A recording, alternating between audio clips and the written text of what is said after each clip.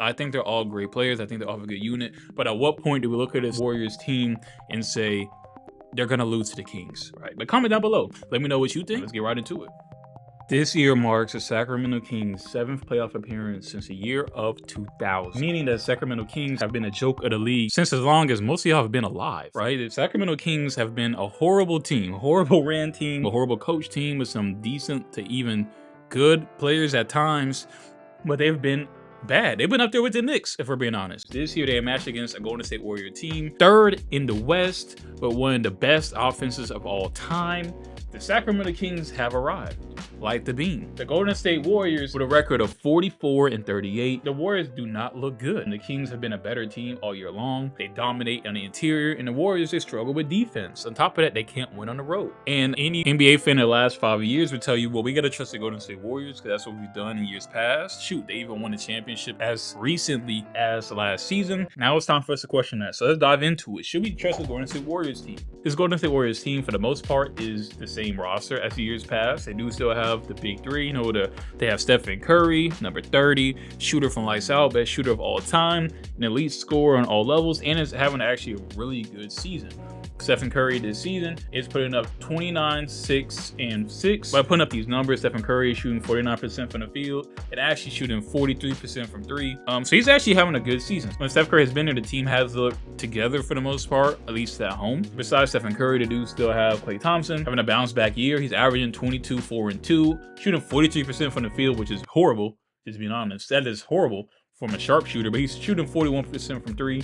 So basically, it's 3 or bust for him. Klay Thompson has looked a lot better this season opposed to last season. Klay Thompson looks like he has his feet under him. He's put up multiple 30s and 40-point games, shooting crazy from games. So I don't think we have to be on a Klay Thompson watch like we did last season.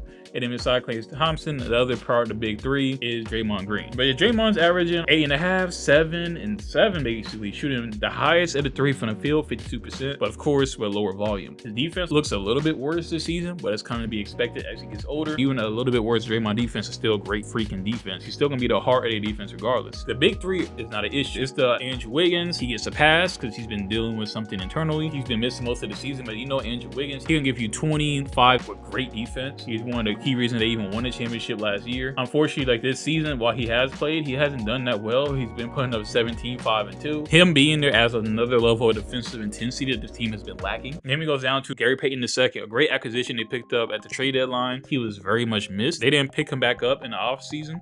Unfortunately, I think that they actually did pick him up. They actually would have started off a lot better. He gave them a defensive option and even like a cutting/lob threat option that they were missing without him. Especially because they didn't bring back Porter Jr. You didn't bring him back. You kind of lost that defensive intensity that you won a championship with. And then the other, big name that I haven't even addressed yet, Jordan Poole. Jordan Poole has been up and down this season. He doesn't shoot good from the field. He takes a lot of shots. The Warriors, they try to get hustle players, high IQ players that can really spread the floor and shoot efficiently, and he hasn't been that. And while I look at his field goal percentage being 43%, I see a trend here that the Warriors, their players are shooting very inefficiently this season. So far, the highest percentage player from the field has been Draymond of all the players I've named. And that's kind of a red flag. Like, of course, Draymond doesn't take as many shots as a Stephen Curry or Klay Thompson or Jordan Poole, but it's not a good sign that most of your players shoot under 45% from the field. Like Jordan Poole, he's been pretty inefficient. There's a lot of rumblings about how much of a fit is he, because he's like, if he's on, he's on, but if he's off, it looks horribly bad, which is fine. He's a young player. He is going to struggle. I actually do like him a lot. I'm kind of wondering why he's so inefficient. I would think he would get a lot of great looks, but he has games like on April 9th, he won against Portland. He put up 21 points, shooting 4 or 5 from 3. Great game. But then the game before that against the Kings, actually, he put up 8 points, 0% from the 3, 0% from the field goal. So did he only make free throws? He only made free throws. Like, that is ridiculous. Against the Kings already, he scored 8 points off only free throws. Like, come on, bro. This can't be true. Oh my goodness. He put up a stinker. Screenshot. He shot 0-10 from the field, 0-6 from 3, 8-9 from the free throw, 5 assists, 8 points. And this is what I'm talking about. And when there's games like that, it's kind of hard to see this team being very efficient offensively, especially when their defense isn't that good. Now, if you look at the Kings, they're almost the complete opposite. They're all offense, and not only are they all offense, they're highly efficient offense and high volume offense. Of course, the Sacramento Kings are led by De'Aaron Fox, Sabonis combo. Demontis Sabonis this season averaging 19, 12, and 7. An underrated playmaker as a big, shooting 61.5% from the field. A monster on the interior and someone that the Warriors are not going to be able to stop at all. Your biggest bet, having Draymond on him, I don't think that's going to cut it. So if you double him, he's going to pass it. You don't have a body on him down low, he's going to grab it, and he's going to score. Now, De'Aaron Fox, averaging 25, 4, and 6, shooting 51% from the field. De'Aaron Fox has been a nightmare this season. He's a volume scorer very quick, and he can get out there in a break.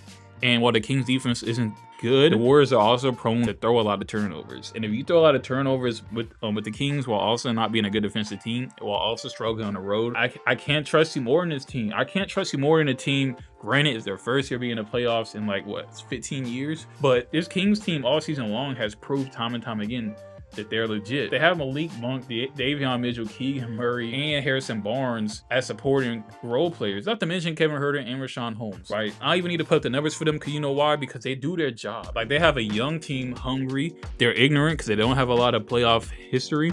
But because of that, I think a lot of mistakes that they're going to make, the Warriors won't really be able to capitalize with this year's team unless they turn it around. Past year's teams, yeah, I think they would.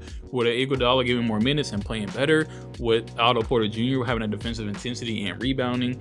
And then, you know, a past year's Clay, you know, older Clay being better than he is now, and even the team in general just being better than they are now, I think the Warriors are kind of past their time to go against a team like this. I think they're going to struggle in the interior, and I think unless Curry puts up another historic playoff series, they're going to get smoked. And because I actually want the Kings to be good, and because I don't want to keep believing in this Warriors team, especially because I have a friend that's a Warrior, and I really want him to be upset, I would actually go with Sacramento in 6. I think regardless, though, I don't think it will go to 7. Whether it is the Warriors or the Kings winning this series, I think they're going to win it pretty handedly. If it's the Warriors and they turn it on, I think they could easily beat the Kings in 5. I think the Kings are gonna get a game. I think if the Kings have this crazy season and don't at least win one game, like, that's kind of nuts. The Kings don't really have too much expectations because they are the underdogs in this series, but I think it's ridiculous that the Kings are underdogs. And I think it's time that we look at this Warriors team and say, it might be time to give up on them. Right. That's all I got for today. I may be wrong about this series, but I actually do want the Kings to win. I think they can do a lot. But for sure, comment below what you think and who you think is going to win this series.